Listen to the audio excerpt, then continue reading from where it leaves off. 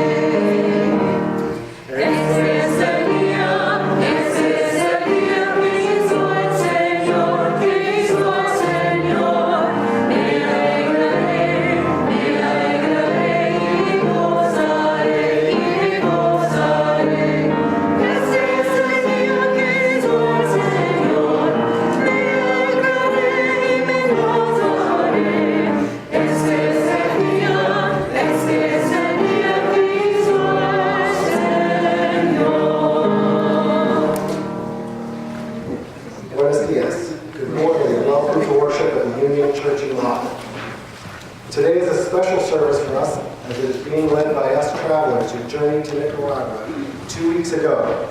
We are hoping to share with you some of what we experienced there. At the Union Church here in Markham, we are a welcoming faith community, which means that we practice inclusive love. Regardless of who we love, what color our skin may be, and whether we are sure of our beliefs or sure we do not know what to believe. All are welcome here, and our life together is enriched by your presence. We are also child cherishing, knowing that our children are not to be set apart, but are fully a part of this community.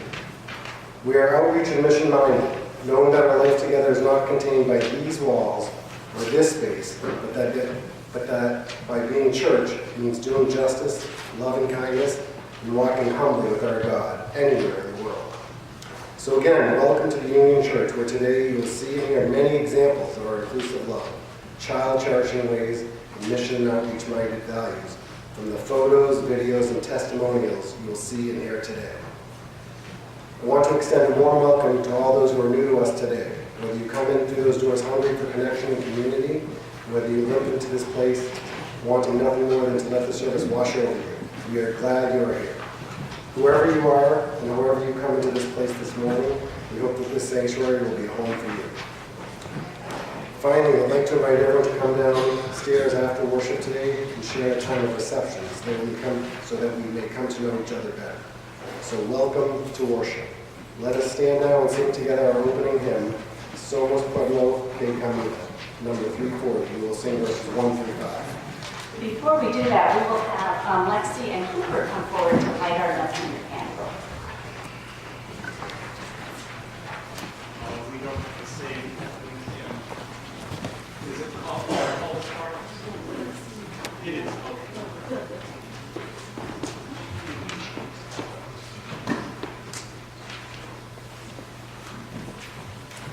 Jesus, you called us to follow you. You showed us what love looks like and asked that we do the same. As partners in your service, help us to journey with you, to learn from you, to let the love that is alive in you be in us as well. We light this fourth candle as a sign of our desire to follow you. May we be your hands and feet in the world. May we walk in your way now and always. In your holy name we pray. Amen.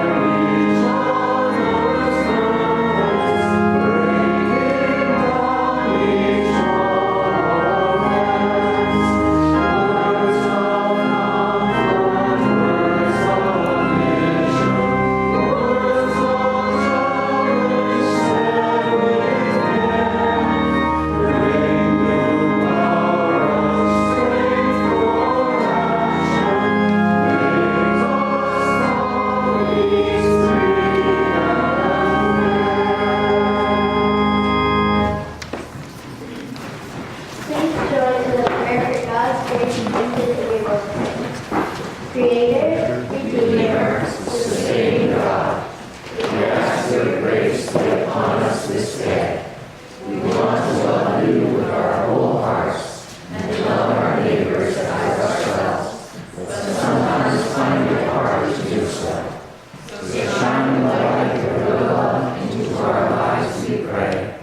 Guide us and renew us. Help us to more fully experience your grace, so that we may be beacons of hope, sources of comfort, fountains of inspiration, and ambassadors of your love in this beautiful but wounded world. We pray all of this in the name of love. Amen. God's love for us is unconditional, and He has given us this day to spread love and peace in the world. May God's peace be with you. Also with you. We are so excited. Jill is going to share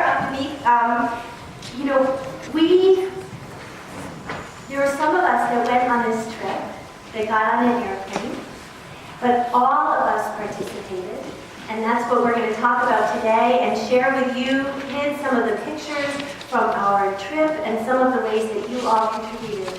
So, do you want to share? Yes.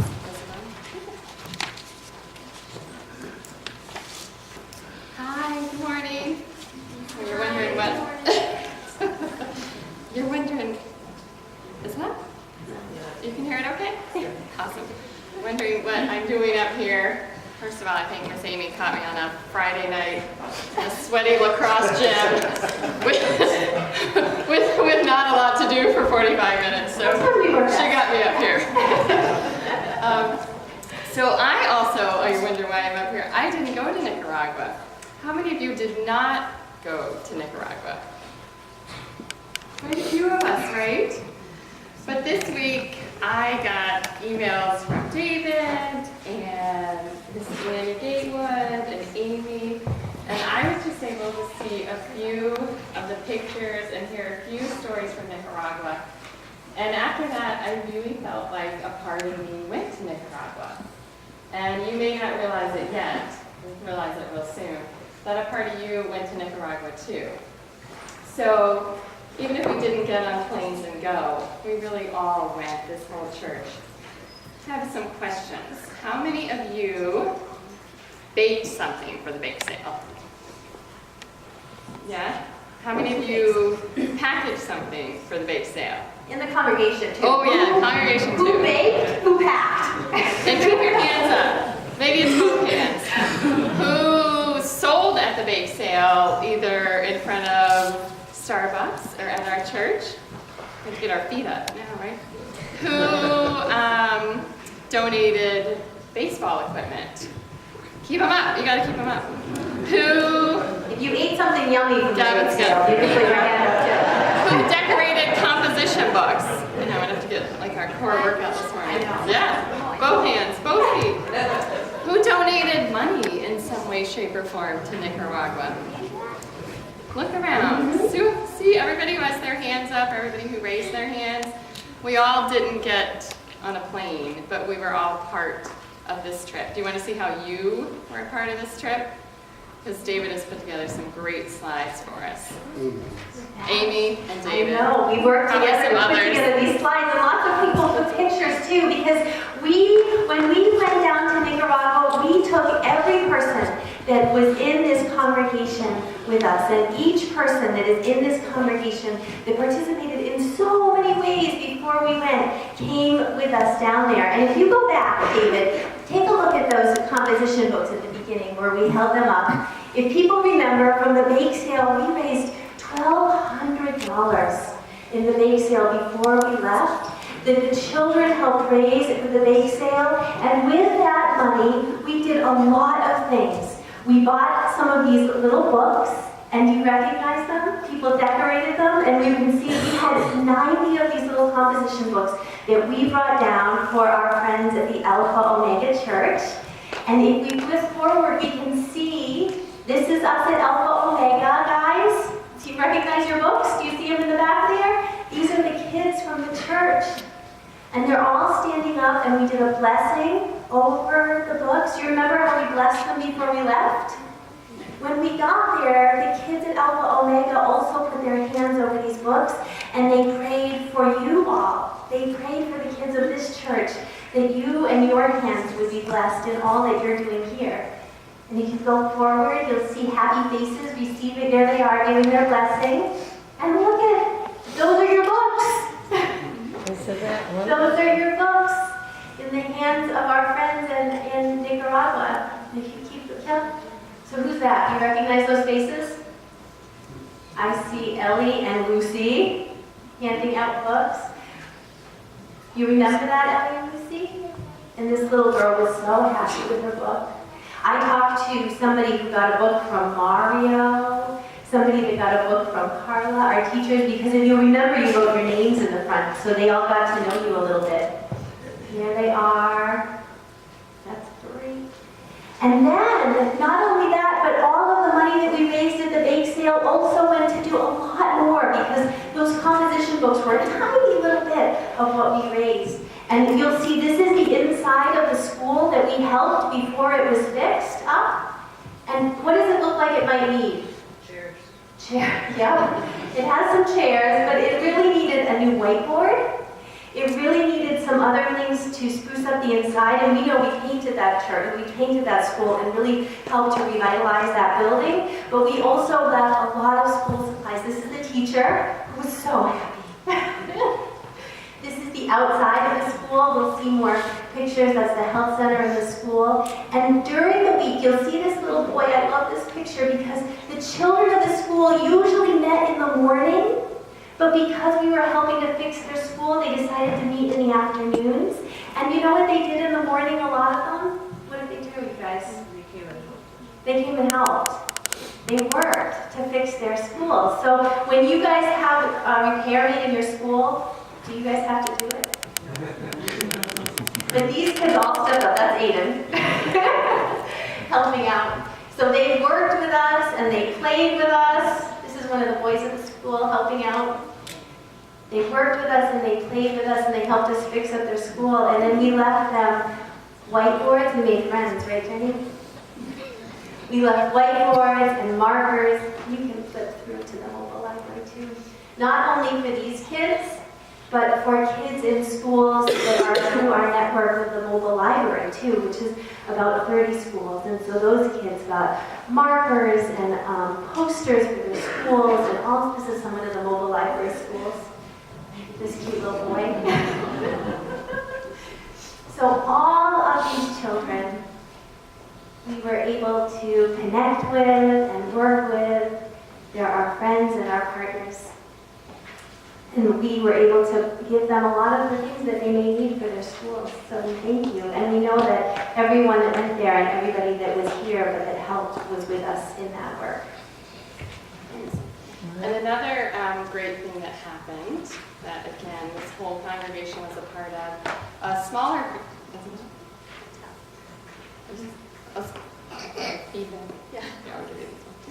a smaller group in Nicaragua went to a special home and clinic for pregnant women. And again, due to your families and this whole congregation's donations, they were able to donate a fetal monitor. You see right there, she's holding. This is to check the heart rate of babies when they're still in the womb. And the next slide, if you would do it, a sewing machine. And here, Julia Gatewood had quite an adventure to actually locate a non-electric sewing machine to bring to this home where these women made clothes for their babies and stuffed animals and even books for their babies. They don't have books at home. So that was another great way that all of you traveled and gave to Nicaragua. And one other thing, that some of these women who did not have electricity at home were solar-powered lights. And you can see they're holding a little box right there, and the next picture, maybe. Yeah, okay. It's just like this one I have right here. So these lights will let them. You want to take it out, Lana? You can pass it around. These lights will let them feed their baby at night, read books to their babies. Sure, you want to turn it up? It should be charged. Read books to their babies at night.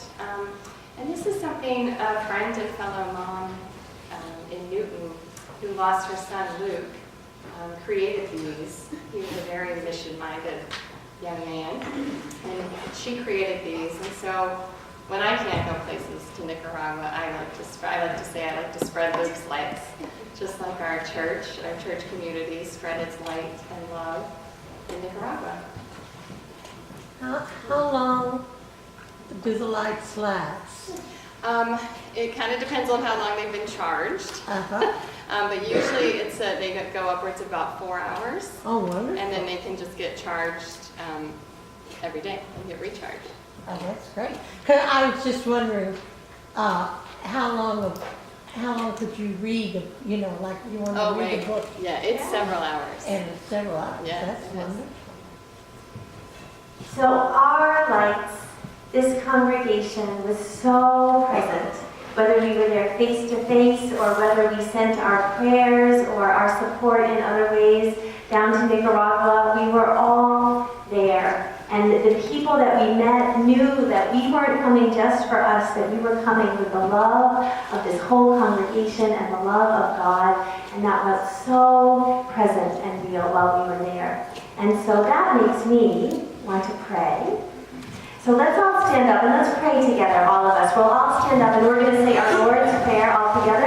And then the kids are going to stay in the service today because we have so many great things to share. And so the kids will be here through the whole service. And remember, through Lent, we are trying something new, which is the invitation to say the Lord's Prayer and to use the word for God that speaks most closely to us. Jesus used the word "my Father" when he spoke to God, and we are invited during Lent, if you remember, to use whatever word for God you would like to at the start of the Lord's Prayer.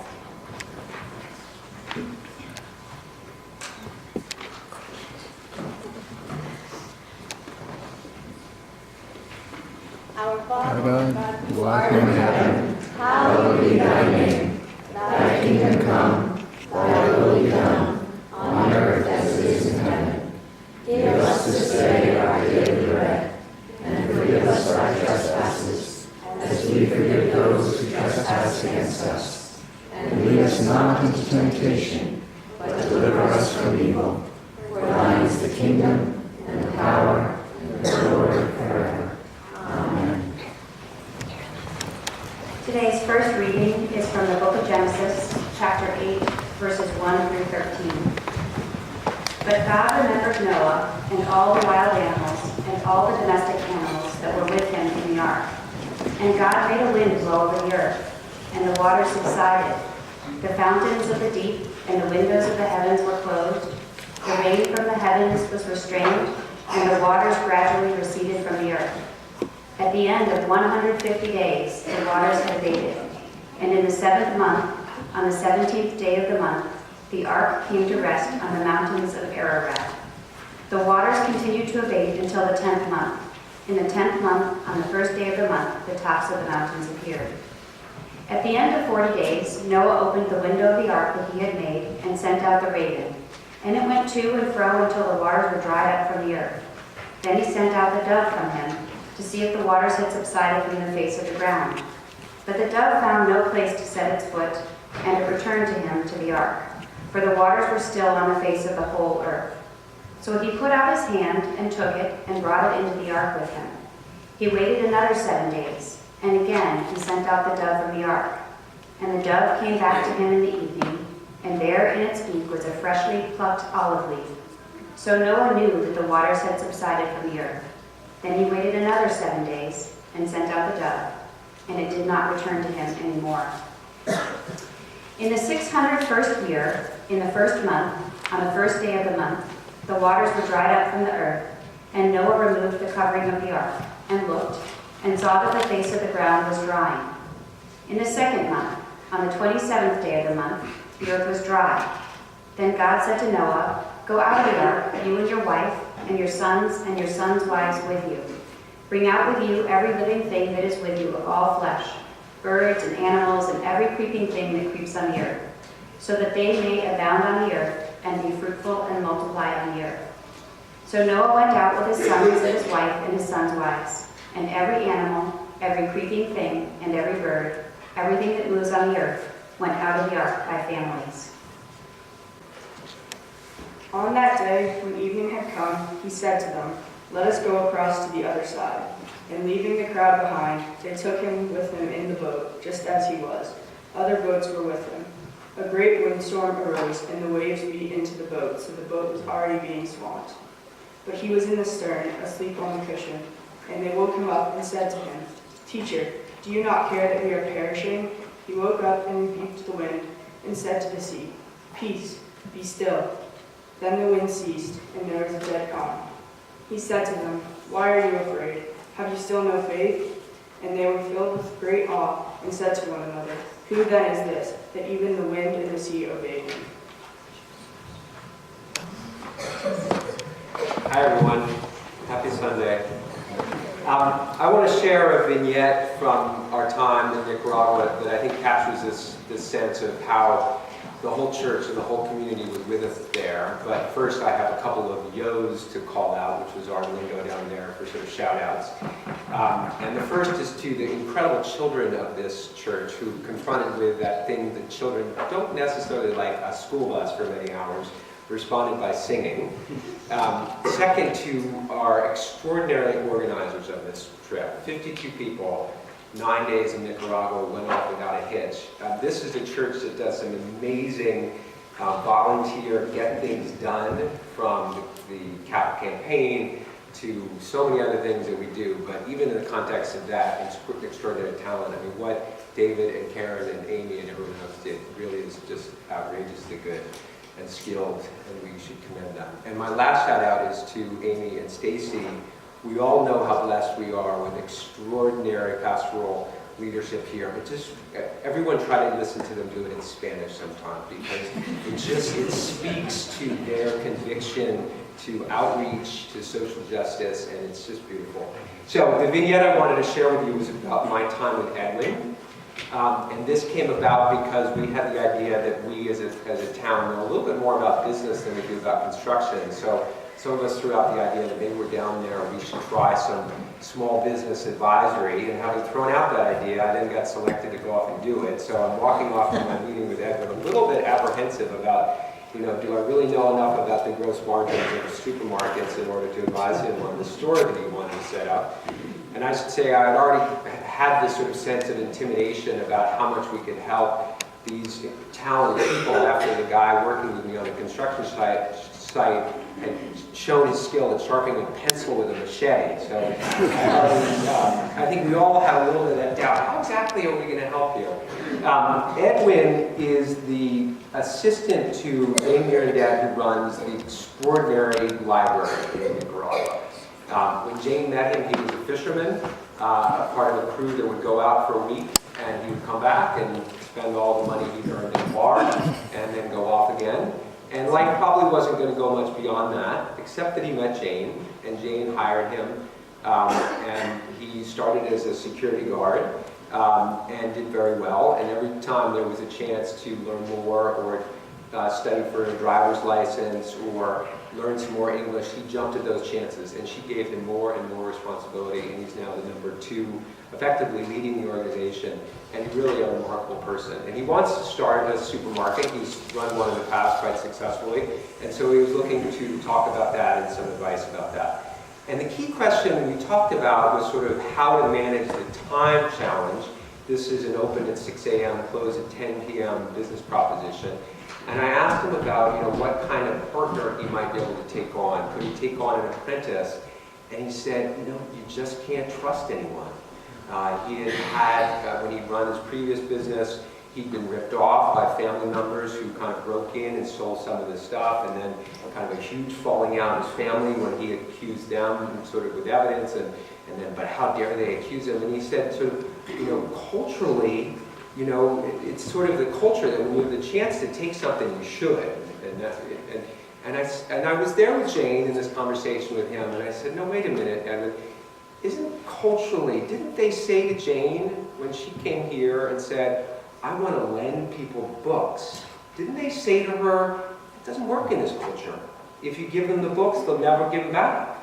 And didn't she say, you know, I don't care if that's what they say is the culture, I'm going to try it anyway. And didn't it work? And then he kind of thought about that, and then Jane said, yeah, you know, Edwin, show Kevin what's in your wallet. And so he got out his wallet, and in Edwin's wallet is Jane's personal credit card, the credit card for Jane's hotel, and the credit card for Rotary that Edwin runs. And she said, look at all of the trust that I put in you. And Jane and I said to Edwin, you know, Edwin, you are not the only Edwin in this town. There are other people like you, and now is the time for you to turn and kind of take that trust that you've received and find a way to kind of pass it on to the next person. And you know, we'll see what happens. We'll see how the business develops. I think one thing he would also like is maybe some financial contribution to support that business, and maybe that's something we'll talk about. But as I left that conversation, and as I went back, it occurred to me that really the sort of the thinking process and the ability to have that conversation came really from being a part of this church. And it was something I wouldn't have thought to have said to him if I hadn't listened to my wife years ago when she said, you know, against my better judgment, let's go and try this church. Let's go and try this. So we took that community, we took that connection, and it was shared in 100 little conversations and encounters like that spread the trust and connection we have here to people now. So thank you for being with us and being behind us.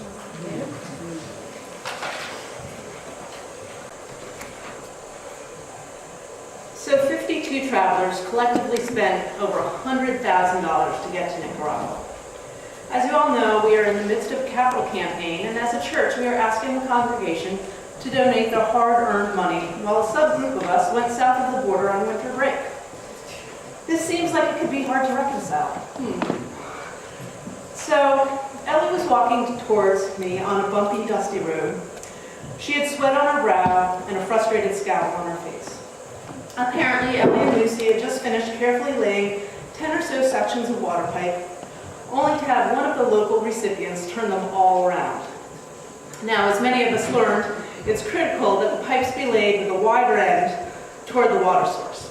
Ellie and Lucy had protested when the man started turning them around, but he ignored them. Or perhaps I hoped he just didn't understand them. So I, with my very limited Spanish and formidable facial expressions and hand explained why the pipes needed to be turned around again. I was quite sure the man understood, but again, he was dismissive. Kent saw my growing indignation, and with his character wit, declared that as a manly man, he would take care of it. And sure enough, Kent explained how the pipes needed to be laid, and the man nodded easily and began to turn the pipes around. Despite this minor hiccup, we collectively laid over a mile of water pipes that morning. As the week went by, my sense of accomplishment, as well as my frustrations, continued. After several encouraging and patient demonstrations from Juan, Joni and I perfected the skill of inserting the 4-inch wires into the chicken wire and hay, then hooking around the rebar and twisting the two ends of the wire and securing it to the fence. We repeated this motion over and over and over all morning long. We must have twisted hundreds of wires. By quitting time, we had finished the wall, our wall. We felt ownership, and I wanted to see it through to the end. Next on the docket, plastering. The following morning, I was raring to go, skipping the morning worksite meeting in order to get to work more quickly. I found Juan, we shook hands as we did every morning, and we started to mix cement. He then methodically showed me how to sling the mixed cement onto the wall. And there's a certain fling of the wrist that I couldn't seem to get the hang of, no matter how hard I tried. Juan would come by periodically, show me the wrist fling again, and while chuckling with good nature. After 45 minutes or so, he kindly told me that maybe I would be more helpful going around the corner so I could go back to twisting wire. At least that is what I think he told me. Juan, Jordan, and the rest of the skilled crew were filled with much needed knowledge and grace. What a gift their patient teaching was to all of us. But really, do we need such gifts? Couldn't we just hire construction workers to lay the pipes and rebuild the health center in San Bernardino? Did we really need to go all the way there to bring our unskilled labor? In fact, we could have funded a whole new building with money left over. And we could have have saved ourselves from countless calluses, numerous sore backs, 5 stitches, and 2 cases of salmonella. But then we would have also missed out on meeting Maria, Ingrid, Jordan, Juan, Diego, Ruth, Samuel, Pastora, Roxana, and so many others, even the dismissive man. During our last day on the worksite, many of the folks whose homes we connected to potable water came to celebrate the work that was accomplished on the health center. As one of the trip photographers, I was scanning the joyous crowd of white and brown faces when I spied the dismissive man standing at the edge of the crowd. He looked my way. I was hesitant to lower my camera, not wanting to catch his eye. I was still miffed about his patriarchal attitude. But I did, and in return, he gave me a shy smile and a slight nod.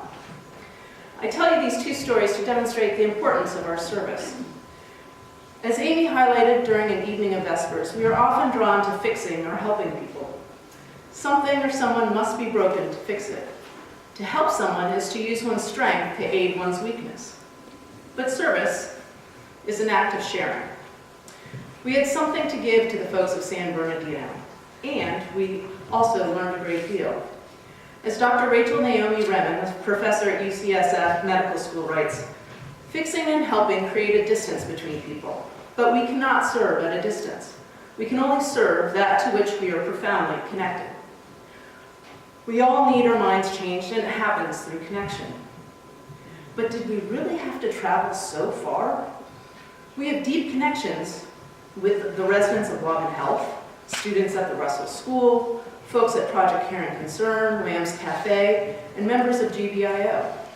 Loving and serving our neighbor connotes physical proximity. Are we called to go farther? We most easily connect through language, and as English speakers, we often take the ease of language for granted. Traveling to a place where the language is different forces most of us to attempt to connect in other ways. Watching our teens hand out the notebooks our Sunday school kids decorated, and then gleefully playing soccer together required no language skills. Kids love to play tag and hide and seek all over the world, regardless of economic circumstance. Turns out, our neighbor in Nicaragua is no different than in Waban. In a time where economic and cultural anxieties created by globalization, immigration, and diverse societies, the need to fight against nationalistic and racist tendencies is greater than ever. The only way to resist these fears is to create connections, to see the other as human, as our neighbor. This is the service we were engaged in, and this, I believe, is what Jesus has called us to do. Good morning, everybody. Good morning.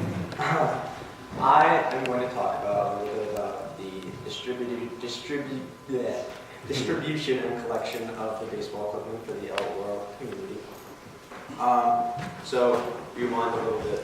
I am here doing the confirmation process at Union Church with Amy and all the other teenagers. And one of our kind of assignments is we have to do a project. It's kind of a broad request assignment, but we have to do it nevertheless. So, as you may imagine, I had a little bit of difficulty trying to come up with said project.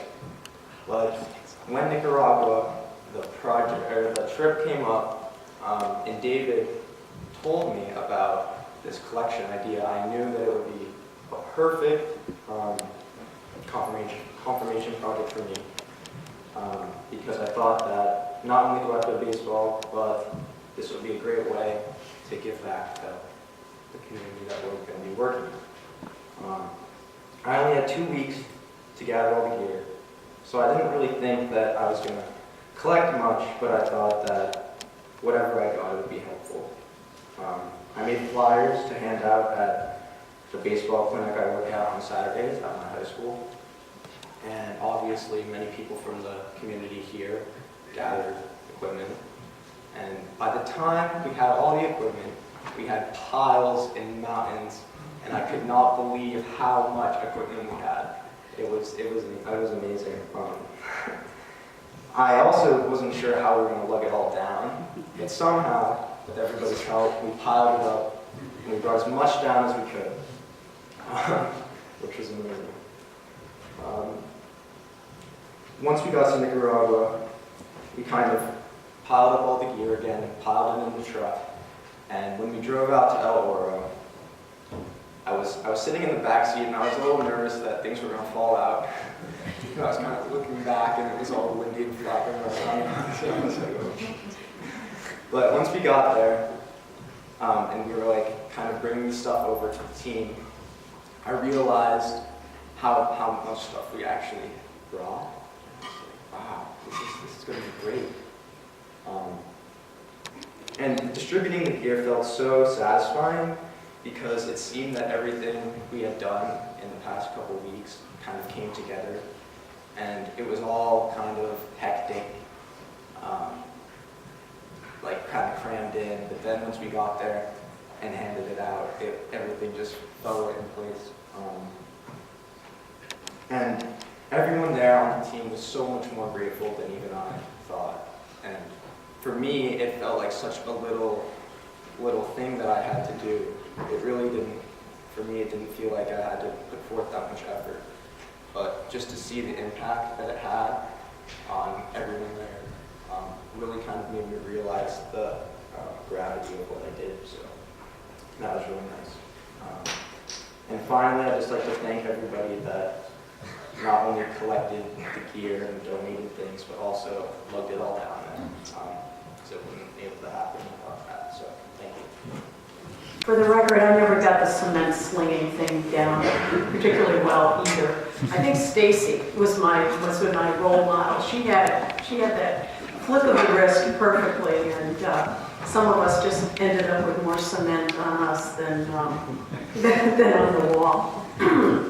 I have a reflection that I call Lessons from Nicaragua, which is part prayer and part reflection.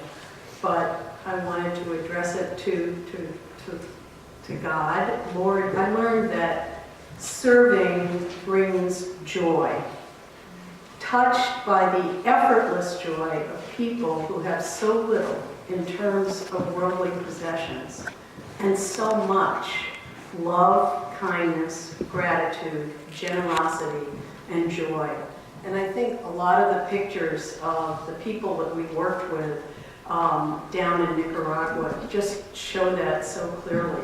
These people welcomed us into their school, into their lives, and just had so much to give to us, which was so unlike, frankly, what you see when you walk into almost any store, anything here. It was just so very different. And again, they have so very little, but they have so much to give. They have little, but they truly give everything that they have. And my prayer is that I may live a life of gratitude and generosity. And it was such a lesson for me. Inspiration. Everyone on the trip was inspired by Jean Brugger and Jane Mirandette, two North American women, white women, who made their retirement homes in Nicaragua and brought so much hope and change.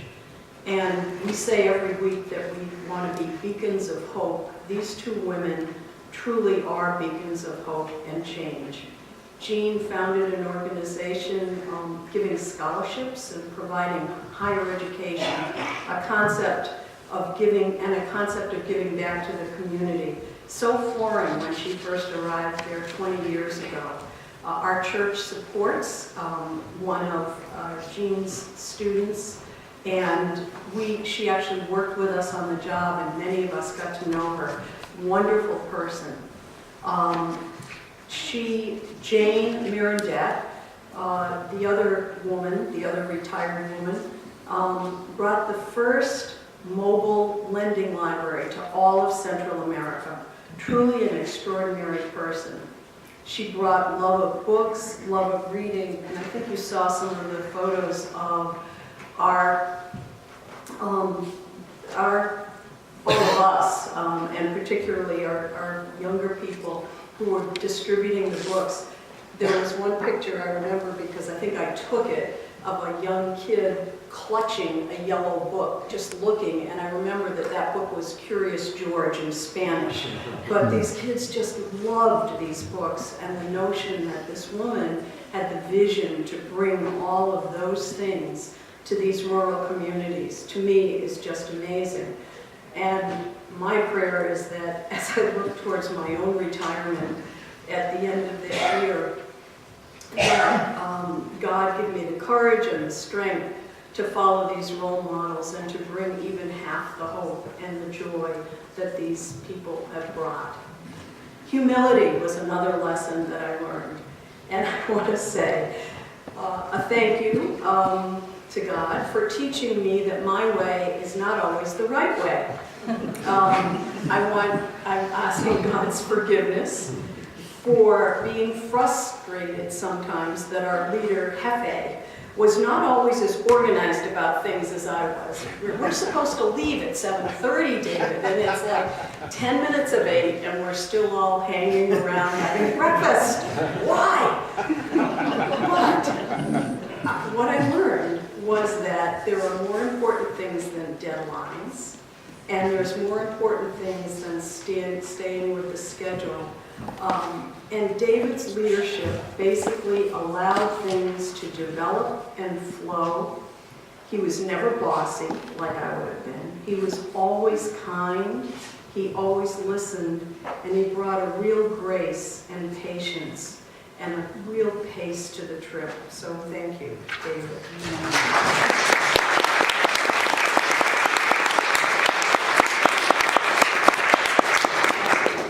And finally, my prayer is that, is for thanks, that the trip brought what I call a radical gratitude to our church community, to the kids, to the teens in our church community, and allowed me to connect with some of the people and learn their stories in a way that's not possible at coffee hour. And I particularly want to say a thank you to my church community and my church family for embracing Karen's nephew, Jonathan. He hasn't had it very easy. He never knew his father, and he had very little joy in his life growing up. And this church community loved him, brought him in, made him part of the community, and he would be here today, except he had to work. But I have never seen him happier than when he was in Nicaragua with our group. So now let us stand as we are able. We're going to sing our middle hymn, which is in your bulletin, I Have a Friend Who Loves Me.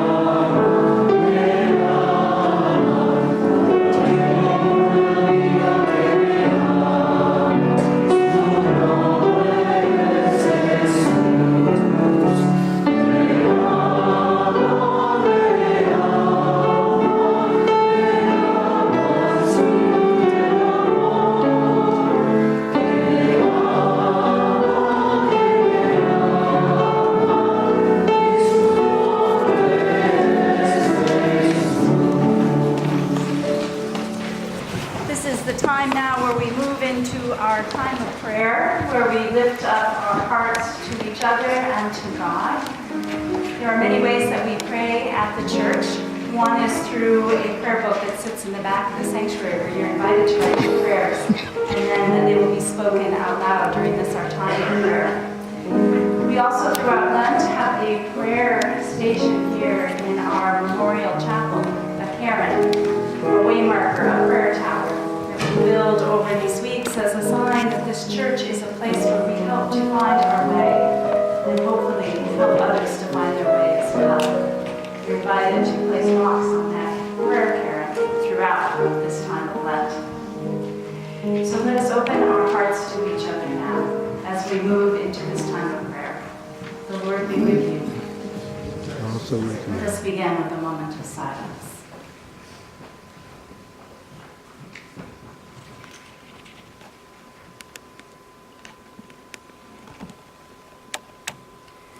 Holy God, we give you thanks for this community that's held by these walls, but also the community, the worldwide community that you call us to be a part of.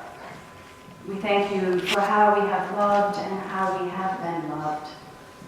We thank you for the connections that have brought us closer to the people who are beloved to you and now are beloved to us as well. We thank you that through your love, we may indeed know what it is to help work for a time of healing and wholeness for all people. We thank you for this time of prayer where we can come before you with all that is moving on our hearts, knowing that we will meet you there as we meet each other in prayer. So we begin this morning with a prayer that's written in the prayer book, Lord. We pray for my friend Karen, who starts chemotherapy tomorrow. And we pray for a neighbor, Lynn, and all those people who struggle with daily life. During this time of prayer, I also invite any of our travelers to speak out loud the names of the people who may have touched them on the trip. There is a custom in Central America to remember people's names and to say presente. They are not forgotten, but present to us still. So I invite you now to speak the names of people who are close to you or to offer up prayers that may be on your hearts this day.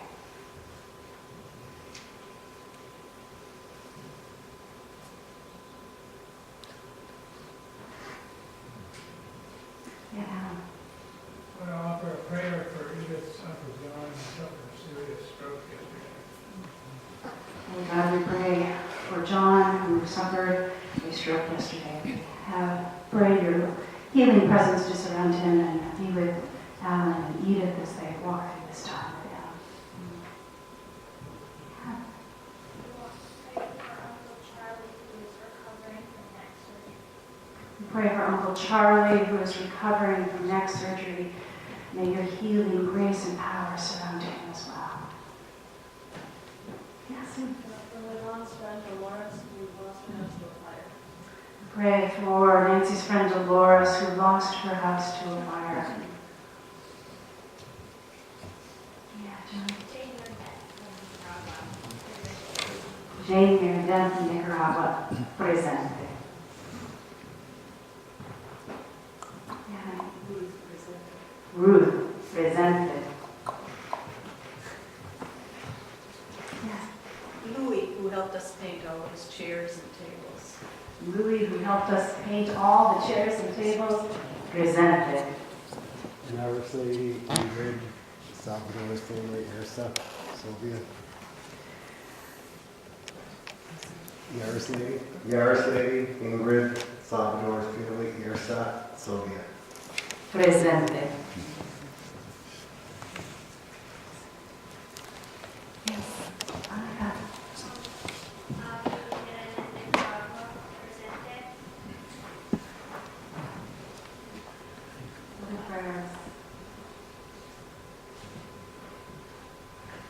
Holy God, you are so present in all of the people who we love and who have touched us so deeply. We ask your presence to be present with all who are ill and struggling to recover, all who have faced losses. Holy God, we ask your blessing to be continued on this community, that we may grow in what it is to serve you, to be your hands and feet in this world. We ask all of this in the name of the one who comes in love Jesus our Christ. Amen.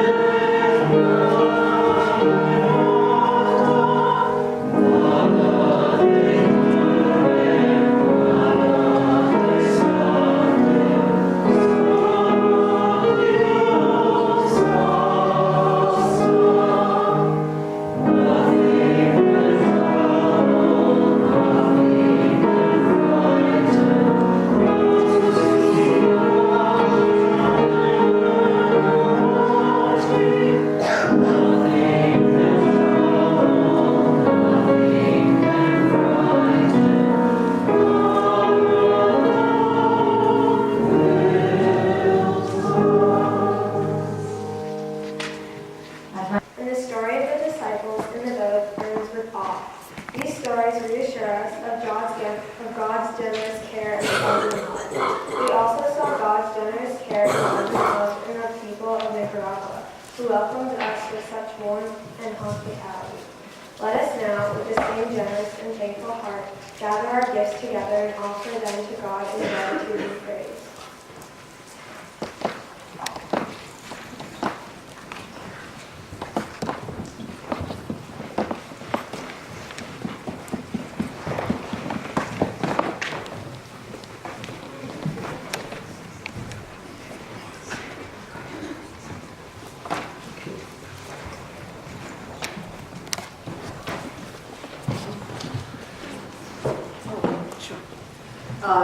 The song we're singing for the offertory, Jesus, You're My Superhero, is a song that was sung at the church service that we attended, the Alpha Omega Church, the first Sunday we were there. And I think you saw some of the slides. The kids did a skit depicting the Noah's Ark story that was incredible. And there were these young women from Colorado who were working with Jane and working with the students in the church. And they brought in this song that they had sung with the kids who loved this Jesus is our superhero song. And I think you'll know why. And if you sort of get, the tune is very easy, and it's printed in the bulletin. So if you want to join us on the chorus, either in English or in Spanish, or both, please feel free to do so. Thanks.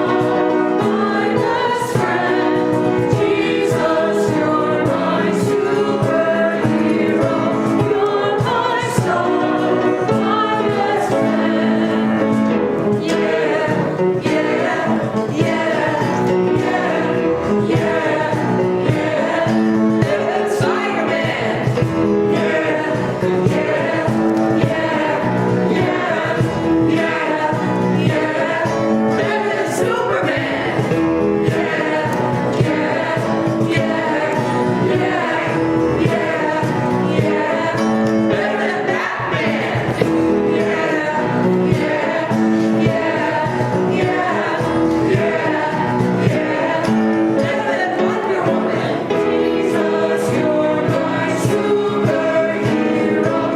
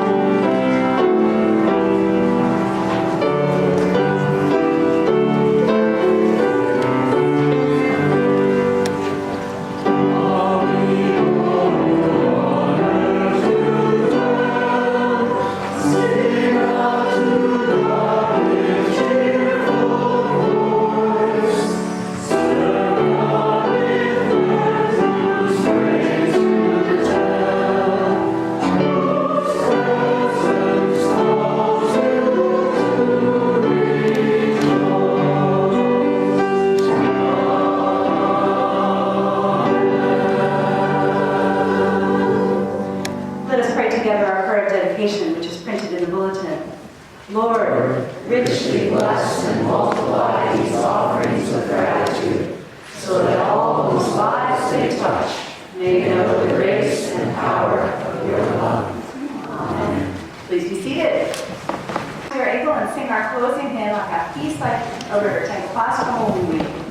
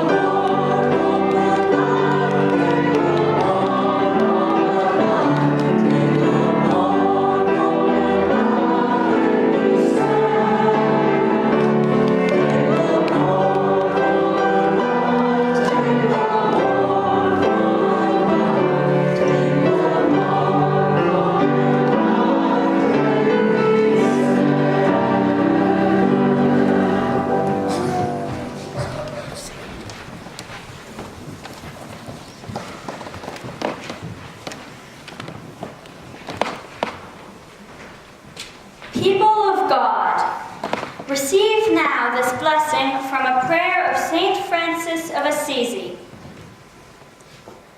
Lord, make us an instrument of your peace.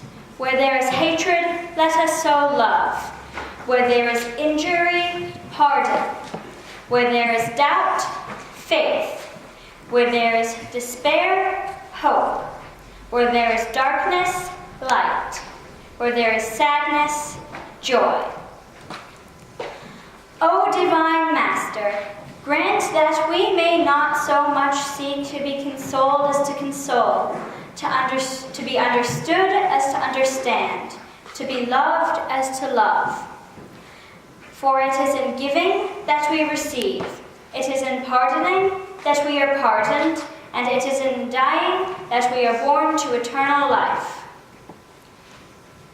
And now, as we go from this place, may the love of God, the peace of Christ, and the fellowship of the Holy Spirit go and be with us all. And may the people, and let all the people say, Amen.